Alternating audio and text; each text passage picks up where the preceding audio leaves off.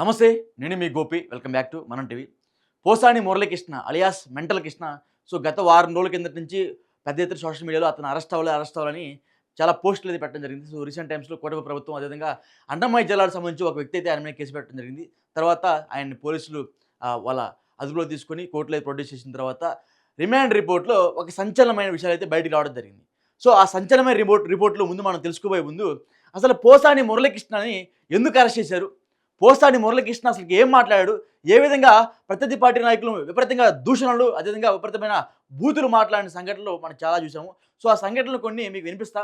అసలు పోసాని మురళీకృష్ణ ఎన్ని మాట్లాడాడు? ఎవరిని ఏమన్నాడు? లోకేష్‌ని ఏమన్నాడు? అదేవిధంగా చంద్రబాబు గారిని ఏమన్నారు?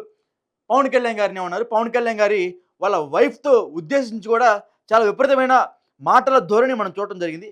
ఒకసారి ఆ పోసాని మురళీకృష్ణ ఏం మాట్లాడాడనేది ఒకసారి వినండి మీరు. నీకు ఆడపిల్ల ఉంది, ఆ పిల్ల పెద్దది అవుతుంది, గుర్తు పెట్టుకోని వెనక బతికే ఉంటాను, రక్త కన్నీరు పెట్టుకుంటావు. తెలుసు నా కొరక, నువ్వు పిల్లకి చేరగట్టిన నా కొరక. ఆ పార్టీ నాదనే లాగేసుకోవడానికి అమ్మాయిని పంపించాడు, పార్టీ లాగేసుకున్నారు, రామారావు చంపేశారు. ఇది నీకు తెలీదా? లోకేష్ ఆంబోతు కాదు.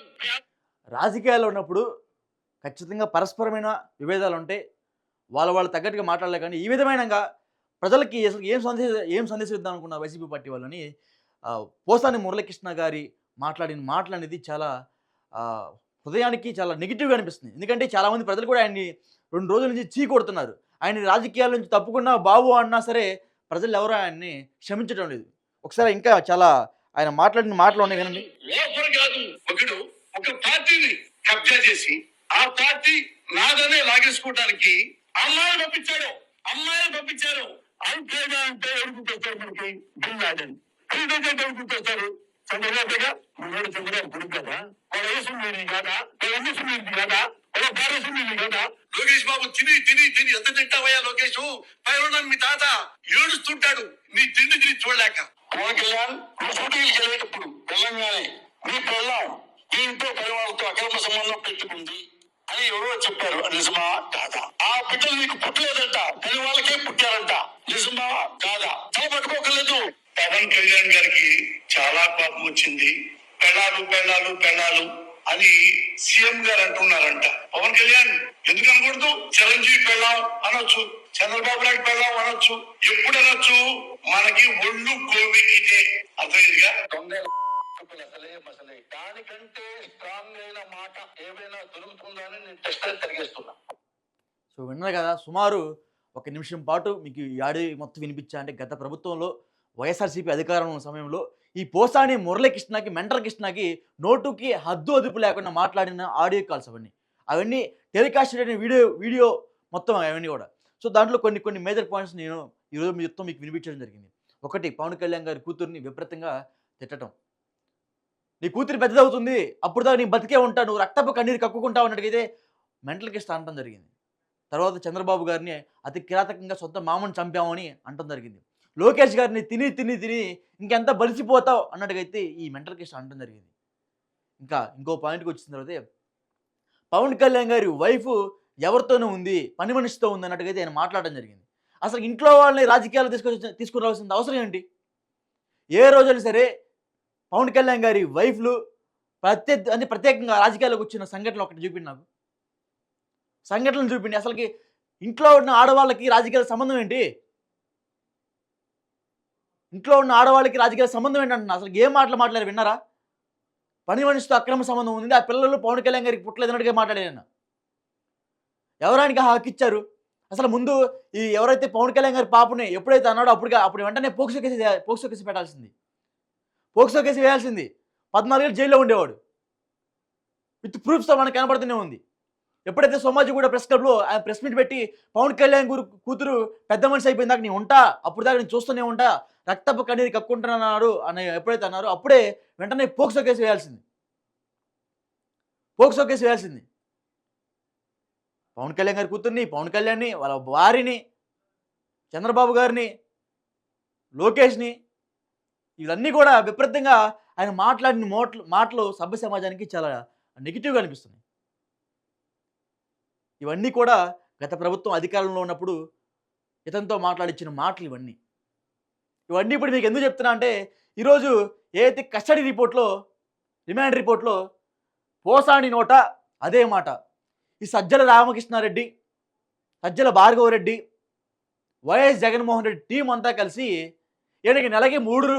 3,70,000 వరకు డబ్బులు చెల్లించి ఈ బూతులన్నీ మాట్లాడిచ్చారు. గత ప్రభుత్వంలో అధికారంలో ఉన్నప్పుడు 3,70,000 ఇచ్చి ప్రతి నెల ఇతన్ని మేపారు. ప్రజల సొమ్ముతో ఇటువంటి ఒక వ్యక్తిని బూతులు తిట్టమని మేపారు. అలాంటి వ్యక్తికి అసలు ఆ నేలకి ఉండకూడదు. మాట్లాడాలి, రాజకీయాల్లో విమర్శలు ఉండాలి, ప్రతి విమర్శలు ఉండాలి. కానీ ఈ విధంగా మాటల వైఖరితో చిన్న చిన్న పిల్లలు తిట్టడం, ఇంట్లో ఆడవాళ్ళని రాజకీయాల్లో తీసుకొచ్చి ఈ విధంగా బహిరంగంగా నీ భార్య వాడుతోంది, వీడుతోందని వీడు వెళ్ళి చూశాడా ఇతను?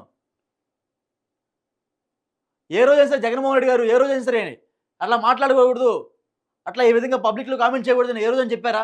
అసలు వైసీపీ పార్టీ సిద్ధాంతాలేంటి?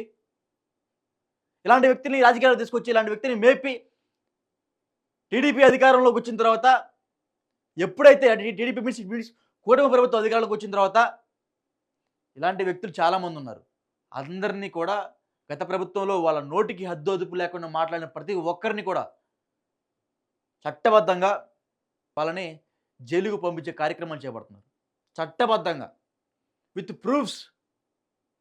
ప్రూఫ్స్తో ఏం మాట్లాడారో ఆ మాటలు బట్టి ఇతను ఒక్కడే కాదు, బోరుగడ్డ అనిల్ కావచ్చు, లేకపోతే పోసాని మురళీకృష్ణ కావచ్చు, నందిగాం సురేష్ కావచ్చు, కొడాల నాని కావచ్చు, వల్లభనేని వంశీ కావచ్చు, ఇతర నాయకులు కావచ్చు,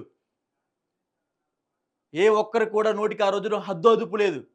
ఇంకా 30 ఏళ్ళు మేమే పాలిస్తా ఉన్నట్టుగైతే ఆ ఊహాగానంలో ఉండి మా నాయకుడు అని చెప్పుకుంటూ ప్రజలతో ఎలా మాట్లాడాలో కూడా తెలియని నాయకుడు వీళ్ళందరూ కూడా. ఇలాంటి నాయకుడికి ఎఫ్డీసీ చైర్మన్ కట్టబెట్టారు. ఫిలిం డెవలప్మెంట్ కార్పొరేషన్ ఈయనకి ఇచ్చారు. ఈయనకి ఏ అర్హత ఉంది? బూతులు తిట్టడం ఈయన అర్హత? ఇంట్లో వాళ్ళని రాజకీయాల్లో తీసుకున్నాడు ఈయన అర్హత? చిన్న చిన్న పాపల్ని అడల్టరీగా మాట్లాడేది ఈయన అర్హత? వాళ్ళ ఇంట్లో ఉన్న వాళ్ళ ఆడవాళ్ళకి ఈయన రెస్పెక్ట్ ఇవ్వడు. అలాంటి వానికి ఎఫ్డీసీ చైర్మన్ పదవులు.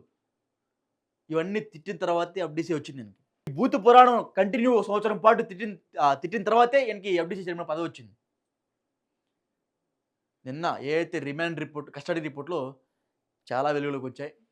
నాతో మాట్లాడించిన ప్రతి మాట కూడా గత ప్రభుత్వ హయాంలో ఉన్న నాయకులే మాట్లాడించారని రిపోర్ట్లో ఉంది. రిపోర్ట్లో పోలీసులు వెల్లడించారు బయటికి.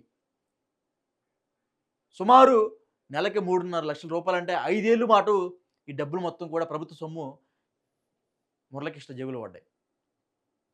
సుమారు 4 కోట్ల రూపాయలు గత ప్రభుత్వం హయాంలో ప్రభుత్వం నుంచి ఆయనకి లబ్ధి చేకూరింది. అఫీషియల్గానే 4 కోట్లు అంటే అన్అఫీషియల్గా ఎన్ని కోట్లు ఈ ఎఫ్డీసీ చైర్మన్ అడ్డం పెట్టుకొని ఎన్ని డబ్బులు సంపాదించాడు? ఇవన్నీ అక్రమాలు కూడా పోలీసులు బయటకు తీయాలి. కస్టడీ రిపోర్ట్లు 1 కాదు 2 కాదు, ఈ పార్టీలో మాట్లాడిన ప్రతి ఒక్క రాజకీయ నాయకుడు ఏ అయితే మాటలు మాట్లాడారో అవన్నీ కూడా గత ప్రభుత్వంలో ఆ పార్టీ నాయకులు మాట్లాడించిన మాటలే అని ఇతను చెప్తున్నాడు. లాస్ట్ టైం జగన్ ప్లేనరీ పెట్టినప్పుడు రోజా చేత చంద్రబాబు నాయుడిని తిట్టు అని ఒక పెద్ద నాయకుడి చేత అనిపించిన అర్హుడు, గొప్ప నాయకుడు జగన్మోహన్ రెడ్డి. సో జగన్మోహన్ రెడ్డి వీళ్ళందరి చేత తిట్టు అని డబ్బులు ఇచ్చల్లా తిట్టిపించారు. 5 సంవత్సరాలు కలిపి 4 కోట్లు దాకా ఇచ్చారు కేవలం తిట్టడానికి. ఆఫ్టర్ ఆల్ ఒక ఆర్టిస్ట్గా ఎంత ఇస్తే నాయకులకి ఎంత ఇచ్చినట్టు, సోషల్ మీడియా యాక్టివిస్టులకి ఇంకా ఎంత ఇచ్చినట్టు. ఇప్పటికి కూడా డిజిటల్ కార్పొరేషన్ నుంచి 400 మందికి అన్అఫీషియల్గా నెల 70,000 రూపాయలు అందుతుంది వైసీపీ అనలిస్టులకి. సో ఇవన్నీ కూడా ప్రజలు మదిలో పెట్టుకోండి. ఇలాంటి వ్యక్తులకి మీరు ఇక సపోర్ట్ చేయడం మానేసి, ఎవరైతే మీకు గత ప్రభుత్వంలో అక్రమాలు జరిగాయో వీళ్ళ ద్వారా మీరు బాధితులయ్యారో వాళ్ళందరూ కూడా వెళ్ళి పోలీస్ స్టేషన్లో కంప్లైంట్ ఇవ్వండి ప్రభుత్వం ఒత్తుకుంటుంది. సో ఖచ్చితంగా ఈ వీడియో మీద మీ అభిప్రాయం కింద కామెంట్ రూపంలో తెలియజేయండి.